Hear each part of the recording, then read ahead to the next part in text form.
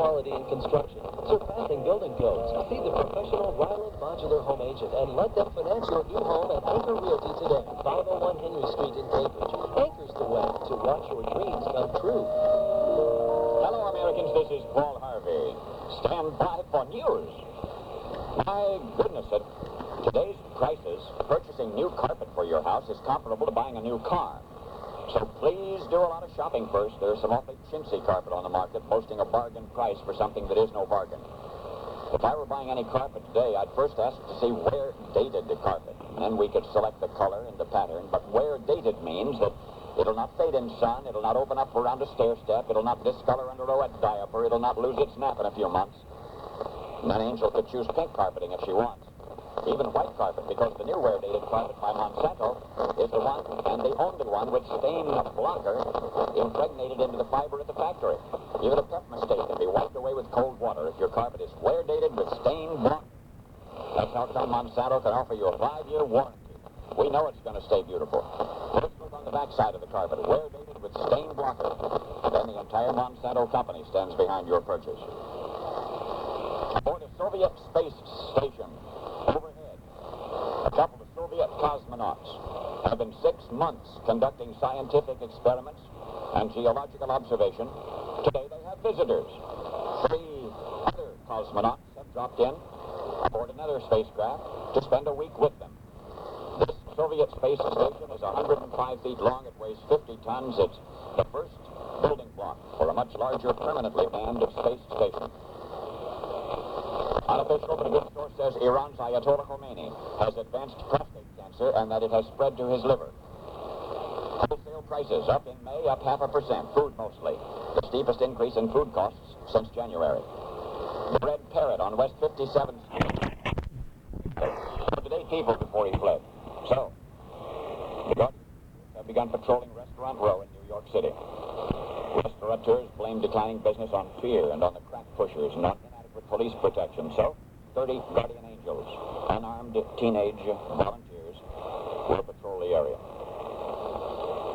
On its way through Congress, a new law stating the death penalty for drug lords convicted of murder, but Peter Rodino, an opponent of capital punishment, may try to block this legislation in the House. On the medical front, melanoma is the deadliest form of skin cancer. Strikes 27,000 Americans each year. It resists traditional treatment. Now there's a vaccine which promises to prevent recurrence. It's being tested right now on 200 people who have it. It'll be a 3-year test. An experimental vaccine may prevent pregnancy for as long as 6 months and without side effects. Reports in the British medical journal Lancet. Some foreign governments are allowing a matchstick-sized capsule to be implanted under a woman's arm under a local anesthetic. It's a time-released something which prevents conception for up to 5 years. Politics, Michael Dukakis in Boston contemplating his campaign. His theme will be competent management and new leadership for the 1990s. George Bush in Houston was breathing fire. He said 8 years ago our country was like a patient in intensive care, flat on your back with wires and tubes keeping us alive with no confidence in our doctor. After 8 years of a Republican administration, Bush says the patient is back on his feet and stronger than ever. Now the doctors who made him sick are pounding on the door wanting back in, but instead, says Bush, they should be sued for malpractice. And 11,000 Texans interrupted him repeatedly with cheers. However, Mr. Bush, with his experience, must be aware that voters are seldom much interested in what you've done for them. They respond to promises of what you're going to do. Newspapers are reporting what sounds like pandemic sex. Sex for sale at Harrods department store. Prince Charles polo manager in a massage parlor. Sex frolics in the shower room in the House of Commons. England's cricket captain entertaining females in his hotel room. It's the latter which is causing the most commotion. Captain Mike Gadding says, quote, you've got to be extra careful to protect the good name of cricket. Now, page 2. A good breakfast for school-agers can improve grades. Massachusetts grade school students were studied over a period of a year. Dr. Ellen Myers of Boston University says the youngsters who got a nourishing breakfast improved their test scores by 13.5% in 1 year. Now, I've been suggesting total breakfast cereal for its nutrition. Because in one bowl of total, you get 100% of all of the 9 vitamins and iron and calcium that our government recommends. You'd have to eat 3 bowls of Special K or 4 bowls of all bran or grape nuts, you'd have to eat 12 bowls of shredded wheat for the same nourishment you get in 1 bowl of Total. Total cornflakes have twice the vitamin nutrition of Kellogg's, and Kellogg's has no calcium. This new study of the significance of a good breakfast for school children reminded me that Total's not just a breakfast cereal for grown-ups, but for anybody who wants to grow up strong and smart. Well, sales of American flags are the greatest ever. The Ann & Company of Roseland, New Jersey has made American flags for 148 years. Our nation's #1 flag maker. 8 years ago, that business grossed $50,000 in 1 year. This year, $1.5 million. For the first time, and it's about time, New York State has a law limiting the number of hours medical interns and residents may work. The limit is 24-hour shifts and 80-hour weeks. In emergency rooms, no more than 12 consecutive hours. A playground for children in wheelchairs. At Holmes Elementary School, Oak Park, Illinois. A ramp system allows youngsters in wheelchairs to use slides. Sandboxes are elevated to lap height. The swings have hammock seats, which can be slipped under the wheelchair. The new 75 by 140-foot playground to be dedicated today. Only 10% of this school's children are confined to wheelchairs, but they have no problems in the classroom. They have been isolated on the playground until today. George Carl made millions marketing the Jane Fonda exercise videotapes.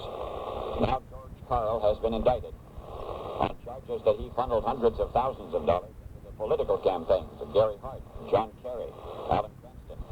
And such contributions are not legal. He could get 35 years. Illinois' Governor Thompson obviously has given up running for president. He's asking a 40% increase in state income taxes, mostly to pump more money into Chicago schools. Californians have just rejected higher state taxes. They told their politicians instead to get spending under control. First Lady Nancy Reagan talked woman to woman to 1,300 wives at the World Gas Conference in New York about what it's like to be our nation's first lady. She says it has been a magnified life. She says some of the things written about her are silly and outrageous, but she wouldn't trade her experience as first lady, even if it would add extra years to her life. She said her first primary and most important role is that of a wife, and if and when that interferes with affairs of state, so be it. She said no first lady must ever have to apologize for looking after her husband's health and personal welfare, implying she doesn't. Nobody will. Billy Christian, in the Milwaukee Journal, tattles on the little local lad who'd been on such a rampage that his mother said he had to be punished. He ran up to his room and hid in the dark under the bed. When his father came home and heard what had happened, he went upstairs and started crawling under the bed to retrieve the little lad when a small voice said, "Hi, Dad." "Is she after you, too?" Page 3. Today in the Middle East, Insurgents have taken... Hurricane Adrian. Stay tuned for a special report. The National Guard and Reserve make up 1/3 of our nation's defense. Sir, I'm going to need some time to train with the National Guard and Reserve. Mike, this really isn't a good time. Can't it wait? Can't it wait till after inventory? Unless we have a fully staffed and trained Guard and Reserve, our defenses will never be at full strength to meet the emergencies that can occur in today's uncertain world. 2 weeks? You know we're short-handed. Couldn't you make it 1 week? So if you're an employer and some of the people who work for you ask for time to train with the Guard and Reserve, give them that time. My hands are tied. Who's going to work the computer? It's just 1 weekend a month, and at least 2 weeks a year. And that isn't a lot of time when you think about how much your cooperation means to our country's defense. Tensions have not... As an employer, protect their future while they protect yours. Brought to you as a public service by the Ad Council, your committee for employer support of the Guard and Reserve, and this station. In Utah, Arthur Gary Bishop, who sexually misused and then murdered 5 young boys, was executed this morning. In the spotlight, Michael Jordan has made a verbal agreement to play 8 years with the Chicago Bulls for a total of $27 million. Today's Fort Worth reporting is by ailing Muhammad Ali. He says, "God gave me this physical impairment to remind me that I am not the greatest. He is." And today in the spotlight, there's a baseball player who can hit so well that opposing pitchers are refusing to pitch to him. He's Mike Curran, age 12.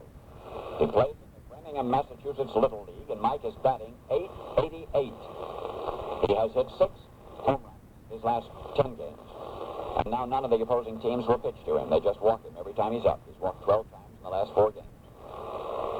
And he's also a first-rate pitcher. He pitched a couple of no-hitters this season. There is a Louisville in Tennessee also. All I know is that's where the Irby Cokers live. Have for a long time. Been married 77 years. Last year, Mr. Coker at 98, trimming limbs, fell out of a tree. Oh, he's up about fine now. Here's a strange, though. Identical twins, Karen and Kathy Snyder. Entirely separately, bought tickets in the Florida lottery. And both, entirely independently, selected the same 3-digit number and both won. The death toll from that coal mine explosion in West Germany has now gone to 50. It will go to 51. And worldwide, we continue mining coal. Can you imagine the media hysteria and the production paralysis if that many people had been killed producing nuclear power? Oh. Here's Ukraine. A National Guard F-16 landing Jacksonville, Florida, hit a pair of wild pigs on the runway. And the deflected plane headed for trees. The pilot had to eject. The jet was destroyed, an inglorious end for a $16 million aircraft.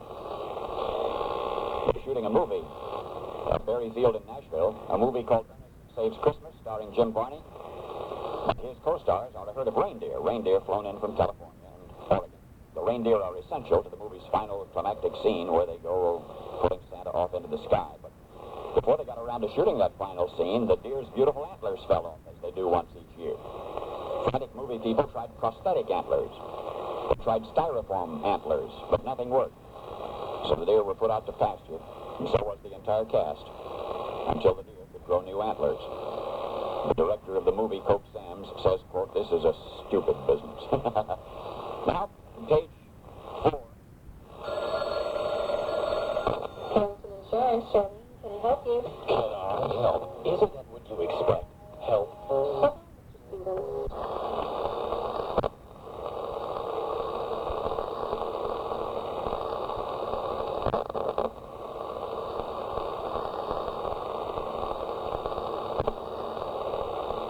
Phone number again is 616-927-5000.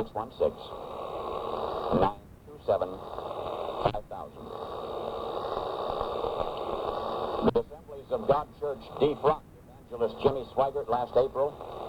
Now that largest Pentecostal denomination has announced that any and all pastors who are associated with Swaggart will also lose their credentials as of October 1. Now, for what it's worth, department reads the Lake Region Echo, Alexandria, Minnesota, where neighbors complained to police that a man was mowing his lawn with a noisy power mower. It was almost midnight, 11:26 p.m. So the police drove by and shushed him. Now it's 1:16 a.m., and the lawnmower started up again. And police again told the man to stop.